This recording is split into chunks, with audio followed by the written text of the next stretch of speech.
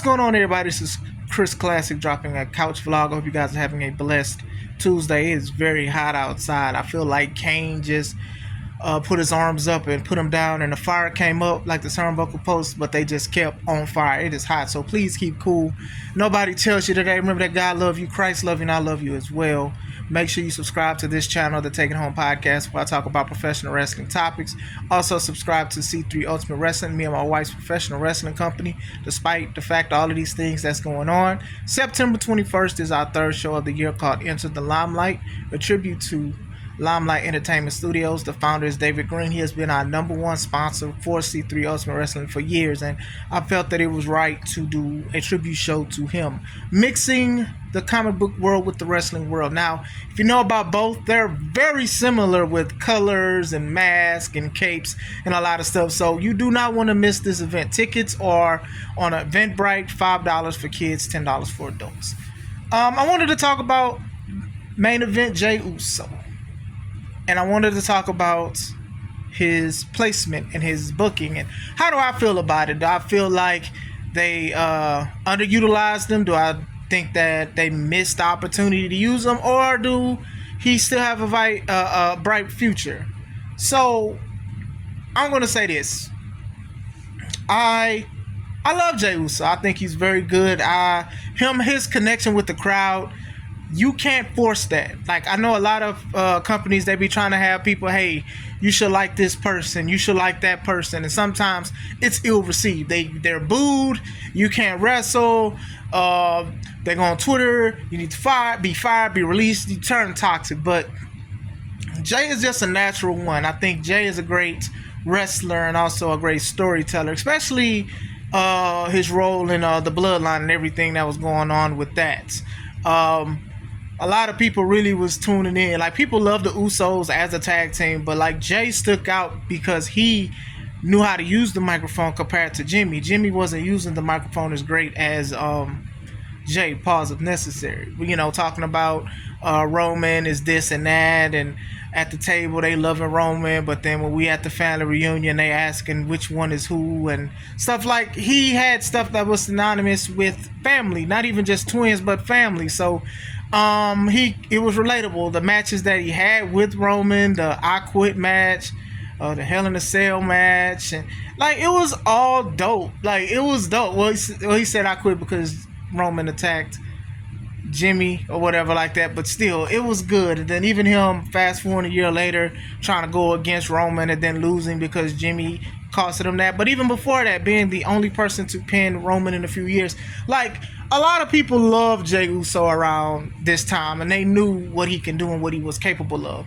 Snafu was his match with him versus his brother Jimmy. I think a lot of people, I don't want to say overhyped, but we expected a lot better between both of those guys, and it just fell flat. Like, we get on people who overuse super kicks, and mind you, I talked about their match in WrestleMania 39 where they overhauled the super kicks to Sami Zayn, and Sami was okay to walk on his 2 feet after the match and even do a haluva kick before that. And I've talked about that, and I hated it.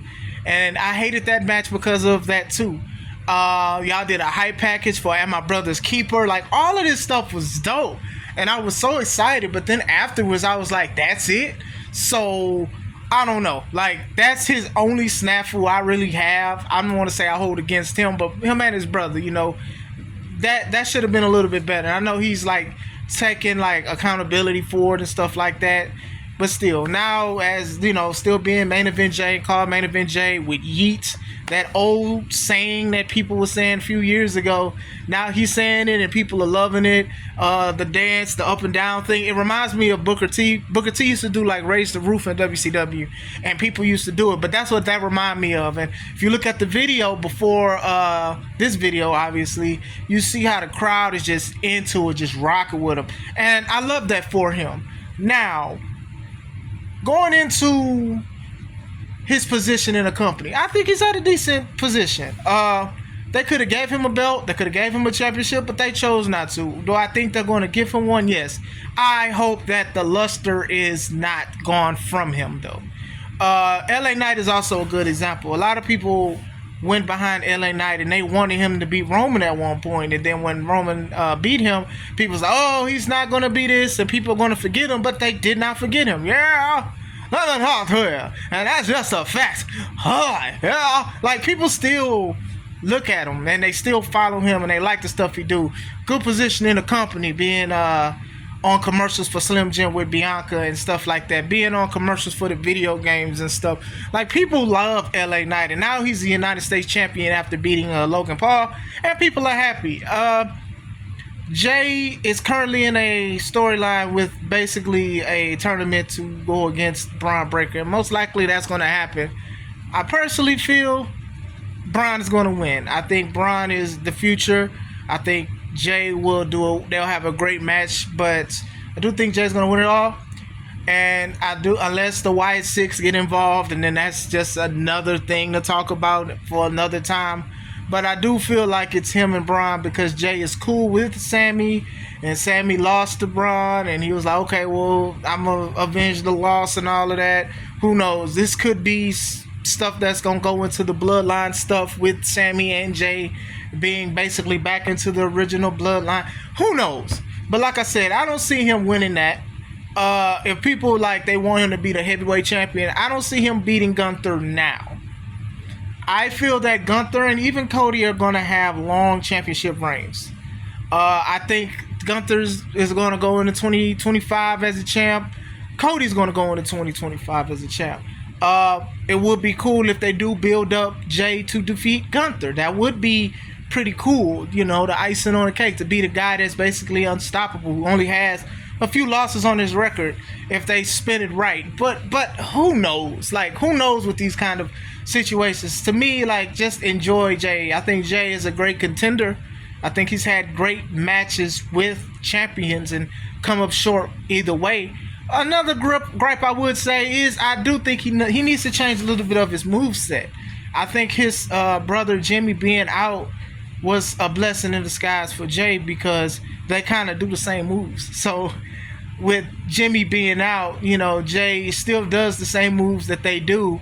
And then he also incorporated a spear as a tribute to his cousin Roman Reigns. But how many people use the spear? Okay, Jay uses it. Roman uses it. Braun Breaker uses it. And one of my homies, shout out to Drew, we had talked about this a couple weeks ago. And it's true. It's just like, okay, can you do something else? Like, when Jimmy comes back, hopefully he has a different moveset or something. You know, it's a small gripe, but yeah, I got tired of seeing super kicks. I know he still does a few things, the little breakdance thing. That's what they were doing as a tag, and I like that stuff. But like I said, the crowd loves him. Every punch he does, yeet, yeet, yeet, yeet. Like, to me, old school cheering for this guy. Old school feel to Jey Uso. Same thing with LA Knight, the megastar. You know what I'm saying? So even with his nickname, people to be like, how are you called the main event if you're not in the main event? And to be honest, just because you're in the main event doesn't mean that you have to have a championship. He's main evented a couple shows, and the main event isn't always the last match. I know a lot of people think that, but sometimes it is not always the last match. He's been involved with Cody. He's been doing a whole bunch of stuff, so I think that he will stay busy for sure. Like I said, I don't think the crowd is going to die down and believing in him because of what he does and how he gets behind him. A lot of people think that it kind of reminds them of Jeff Hardy vibes. You know, Jeff Hardy, when he was a single star, a lot of people loved him. A lot of people dressed like him. A lot of people was doing they was doing his little jig, the Jeff Hardy jig. That's what we're going to call it. A lot of people was loving him, and he was unstoppable, but he stopped himself with, you know, personal issues and doing things he's not supposed to do. Jay does not have that kind of problem. I had to catch myself. He, you know, stuff with drinking and driving, but he hasn't been in a lot of trouble with that, and he's held himself accountable. So he hasn't done it in a while, but still, I think he's at the clear path to straighten up and fly right. We've seen him do stuff with his son, be more emotional talking about his son and how proud of him he is and how his son is proud of him. Things happen. People can turn around. If people can love Robert Downey Jr. for everything he's done, and he had a crazy past too, and he turned around and being one of the most popular actors, Jay definitely can do it for him. So I'm not going to hold that against him. I only brought it up because I was comparing him to Jeff Hardy, and I forgot slightly about what happened with Jay. Or Jimmy, one of the two. Still. going into that, he has still a lot of the potential to have people love him. I do know that his father, Rikishi, don't like how he's treated and was saying basically he can go to AEW and probably be treated better. Now, Rikishi, I love you. I grew up doing the Too Cool dance. I grew up doing that stuff with you and Scotty 2 Hotty and Grandmaster Sexay, rest in peace. But come on, man, they're not going to treat him better in AEW. I think where he's at, just stay where he's at. And I think that whatever they're going to do for him, it just takes a little time. I think the crowd is still rocking with him. They've been rocking with him for 2 years. And I understand the frustration. If I have my kid somewhere and I feel like he deserves better, I will feel like he deserves better and stuff. But sometimes we got to get the father part out and just think of it from the outside perspective. Maybe it's just not time. And he could have been a champion and it would have been fine to me.